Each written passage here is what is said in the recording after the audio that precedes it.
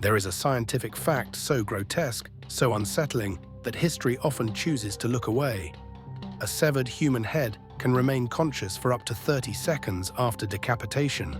30 seconds. Not enough to save a life, but far too long to escape death. 30 seconds in which the eyes may still blink, in which the lips might tremble, in which the brain continues, however briefly, to know it has been cut from the body that once obeyed it. And if this is true, then Anne Boleyn, Queen of England, wife to Henry VIII, did not die instantly when the sword from Calais sliced through her neck. No, she may have lingered.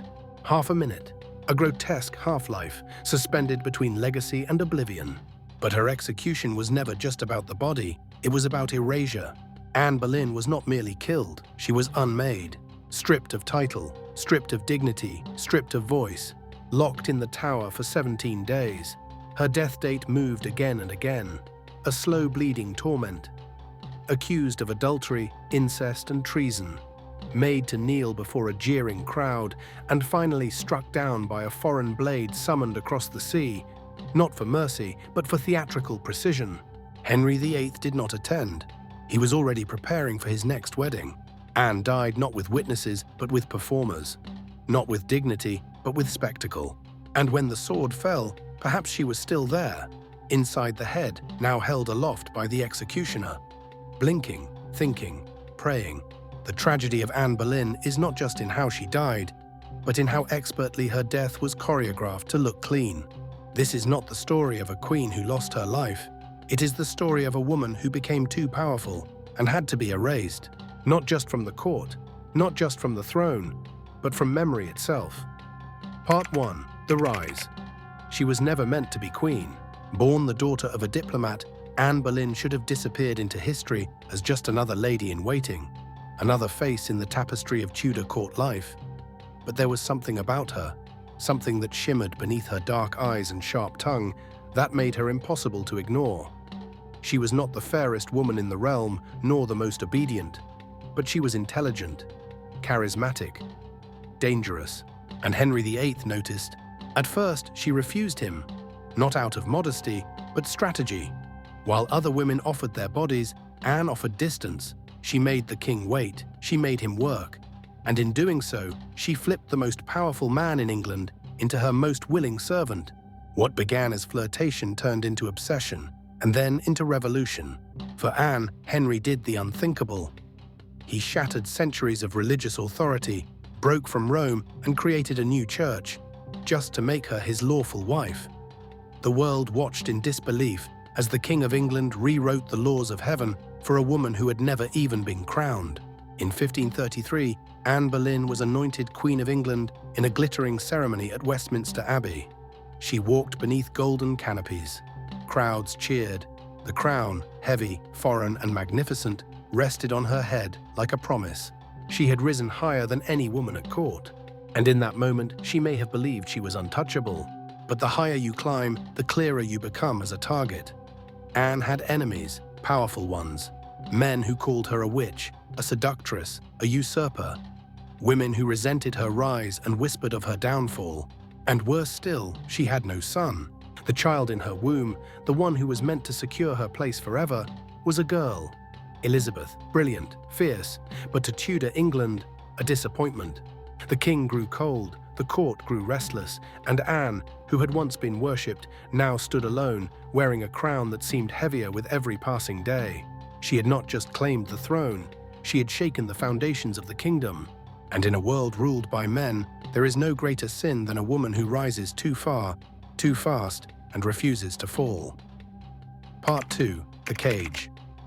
The fall did not come as thunder, it came as silence. Whispers in corridors, glances that no longer lingered. Doors that once opened for her now remained closed. Anne Boleyn, once the center of the Tudor world, began to feel the walls tighten. Invisible at first, a pause in conversation when she entered a room, a coolness in the king's eyes. Then tangible. Men she trusted began to disappear, interrogated, imprisoned, turned against her. She did not yet know that Thomas Cromwell had already drafted her doom. Henry, once consumed by love, had grown weary. The spark that once set his soul alight now stung like smoke in his eyes. Anne, once the answer to his prayers, had become an obstacle. Her failure to produce a male heir was no longer a disappointment. It was a liability. He wanted freedom, and Cromwell, ever the architect of power, knew exactly how to give it to him. So they built her a cage, not of iron, but of rumor. They said she had seduced her own brother, that she had taken lovers, 5, maybe more, that she had plotted to kill the king himself. The charges were absurd, filthy, designed not to prove guilt, but to stain her name so completely that no one would dare defend her. Her enemies did not want justice. They wanted annihilation. On May 2nd, 1536, Anne was arrested. They came for her at Greenwich Palace. She was preparing to watch a tennis match, unaware that her fate had already been sealed. Her gown was still half-fastened when they told her she was being taken to the Tower of London, where she had once arrived as Queen-in-Waiting, cheered by crowds. Now she returned in silence, accused of treason.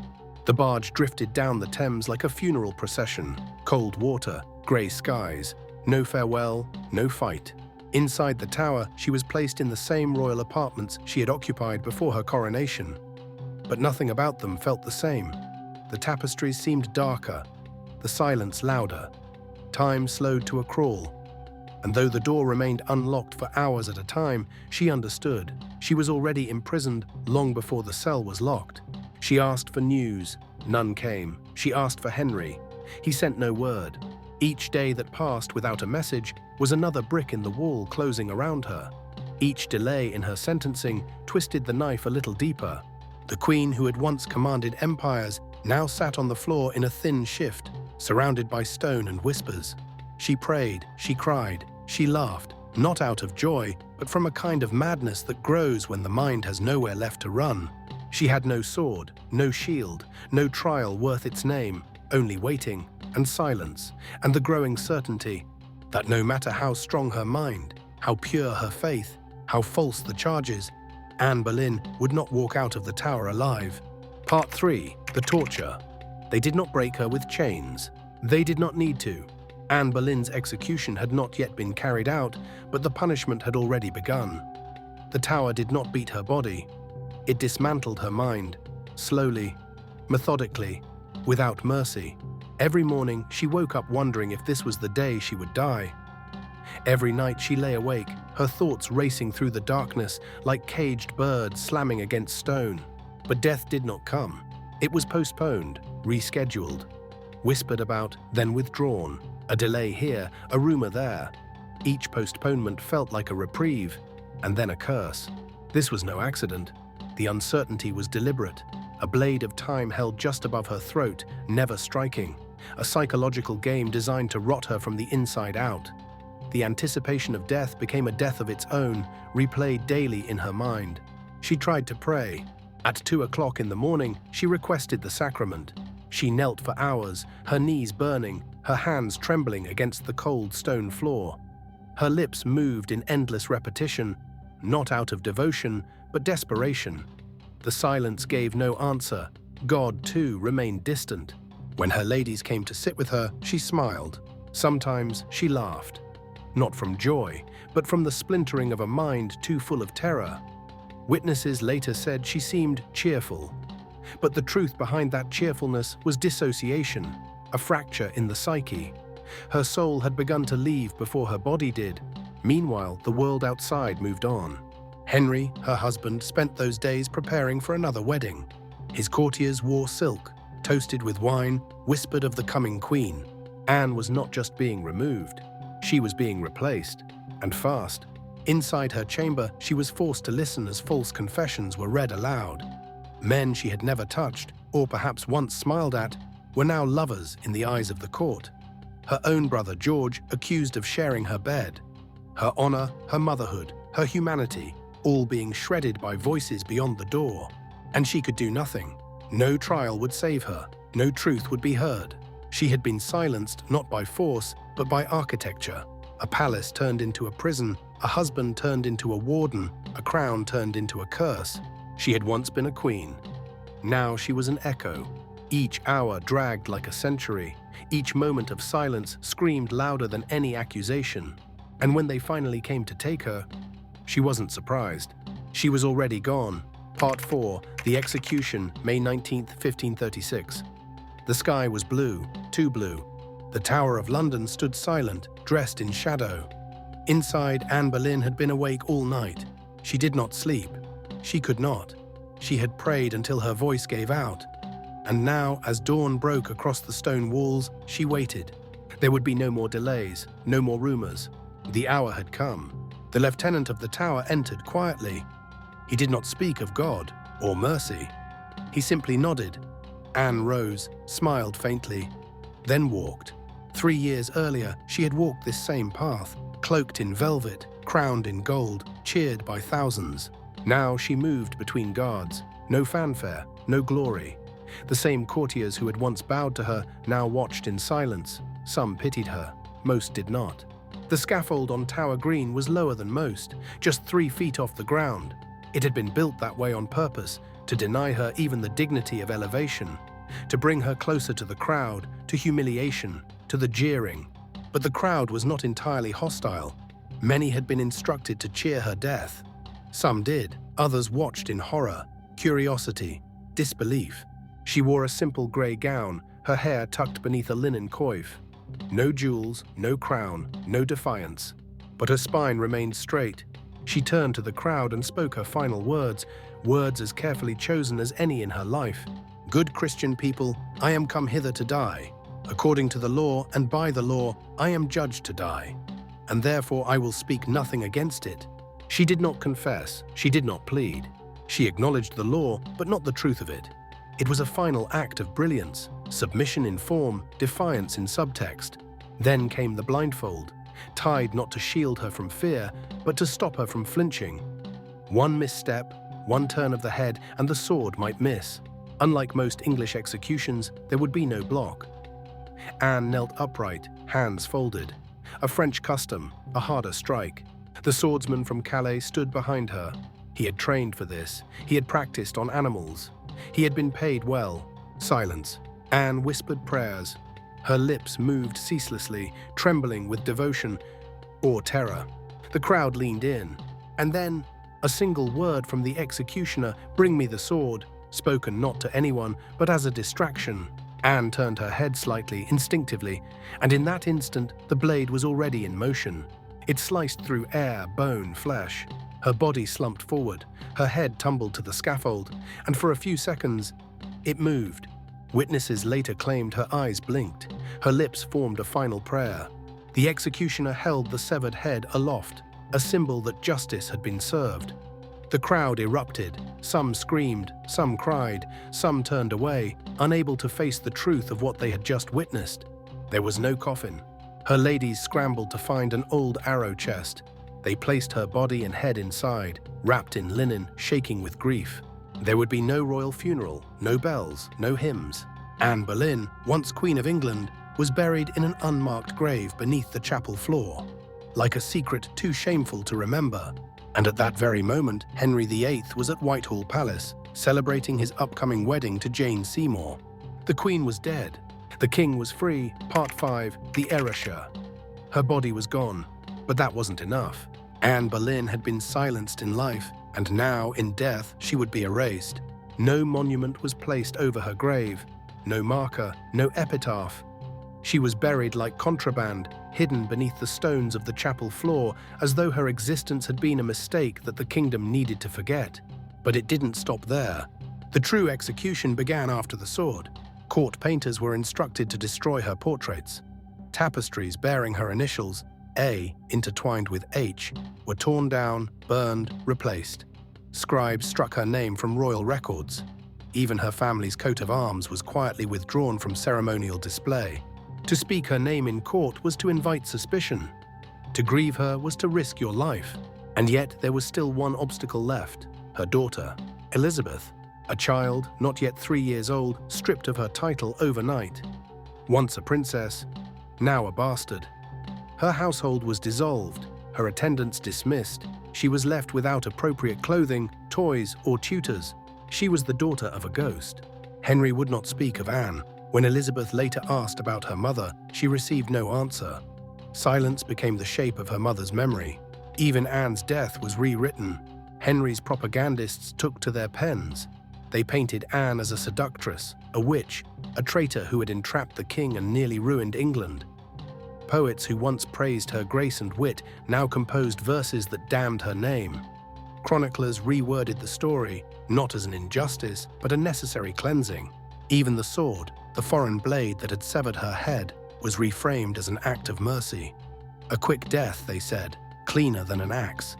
Compassion, they claimed, but nothing about it was merciful. Not the silence, not the lies, not the speed with which Henry moved on, engaged to Jane Seymour the very next day, married within weeks, as if Anne's blood were no more than spilled ink on a page that needed rewriting. The women who had served her were haunted. They had cleaned her body, held her head, wrapped her in linen. Many never spoke of it again. Some suffered nightmares for years. One entered a convent, unable to live in a world where such things were allowed to happen. Anne had been a queen, but in the end, she was treated like a problem to be solved, not a person to be mourned. No country mourned her, no court elegy was written, and for centuries her name floated in the shadows of history, vilified, mythologized, misunderstood. But still, not gone, because some truths refused to be buried. Part 6. The Aftermath. The execution was over, but the echoes refused to die. Inside the tower, the air still smelled of iron and fear. Blood had been scrubbed from the scaffold, the linen used to catch Anne's head burned. The arrow chest that held her remains shoved beneath the chapel stones. And yet she lingered, not as a ghost, but as a silence that infected everyone who had known her. Her ladies-in-waiting, the ones who had held her hand, dressed her hair, watched her pray, were never the same. One screamed in her sleep for months. Another wept uncontrollably when she passed the tower gates. One took religious vows and vanished into a convent, never to return to court life again. They had not just witnessed a death, they had participated in a ritual, the ceremonial dismembering of a woman who had dared to matter. The trauma rippled outward. Among the nobility, fear metastasized. Men who had once flirted with Anne now burned her letters, destroyed her tokens, denied her memory. If a queen could fall, what hope had anyone else? The message was clear. Power was not protection. Love was not loyalty. Royal blood could be washed away in a morning. And so the courtiers bowed lower. They spoke softer. They learned, above all else, not to remember too clearly. The tower's garrison had been doubled during her execution, not to prevent escape, but to prevent intervention. There had been no chance for a last-minute plea, no hero to ride in, just stone, steel, and the rhythm of a kingdom tightening its grip. Even the timing had been staged. Mid-morning, not dawn, as was customary, but late enough that crowds could gather, hear the announcement, feel the weight of what had been done. Church bells rang throughout London the moment her head fell. A citywide chime of compliance, a reminder. This is what happens to those who rise too far. Outside the tower, children played, vendors sold bread. Life moved on. Inside Whitehall Palace, Henry VIII toasted to the future. To him, Anne was not a memory, she was a solved problem. And yet, one truth remained, buried but not dead. They had not executed a queen, they had executed a threat. And threats, unlike people, tend to return. Part 7. The Legacy. She was 3 years old. Too young to understand the whispers, too small to grasp that her mother was gone. Not to a faraway castle, not to a cloister, but into the earth. Her name was Elizabeth, and on the day Anne Boleyn died, she lost everything. She lost her title. She lost her household. She lost the right to be called princess. In one stroke of a blade, she was transformed, from heir to orphan, from royal to bastard. The courtiers who once bowed before her mother now passed her with blank stares. Her new clothes were plain, her tutors reassigned, her name rarely spoken. Henry VIII, her father, had erased Anne with brutal efficiency. But he had not accounted for what Anne left behind. Because Anne's true legacy was not a crown or a portrait or a prayer whispered into linen just before death. It was Elizabeth, sharp-eyed, watchful, born into silence, raised in shadow, taught from birth that the walls had ears and love had knives. She grew, not like a rose in sunlight, but like ivy in stone, clinging, bending, learning. She remembered little of her mother, a voice perhaps, or the brush of fingers across her cheek. But she remembered the absence, and absence can become an obsession. Where others had mothers, she had a myth. Where others had comfort, she had questions. What had Anne done to deserve the sword? Was ambition a crime? Was intelligence a sin? And most of all, would Elizabeth suffer the same fate if she reached too far? So she waited, watched, listened. She became fluent in silence, fluent in survival. And when her time came, she would rise, not as Anne's daughter, not as Henry's mistake, but as a force of her own. She would wear the crown not as a symbol of privilege, but as armor. She would rule not to please her husband, but to outlive every man who thought she couldn't. When she finally spoke, she would speak with Anne's fire and Henry's steel. She would become Gloriana, the Virgin Queen, the sovereign who bowed to no king. And in doing so, she would write the ending her mother never received. Not in blood, but in power, not in silence, but in history. Because while Henry VIII had tried to erase Anne Boleyn, he accidentally created the one woman who would make England hers. Part 8. The Return. Centuries passed. Stone turned to dust. Names faded from scrolls. The tower still stood, cold, eternal, but few remembered the woman buried beneath its chapel floor. Anne Boleyn was not mourned. She was not honored. She was not even mentioned. For generations, she existed only in whispers. A witch, a whore, a queen who flew too close to the sun. That was the narrative Henry had left behind. That was the silence he paid for in blood. But silence, like bodies, does not last forever. Slowly, history began to dig. Beneath the lies, beneath the propaganda, beneath the centuries of polished myth, there she was. Not a seductress, not a villain, but a woman. A woman who rose in a man's world, who challenged a king's power, who used her mind as a weapon and her voice as a banner.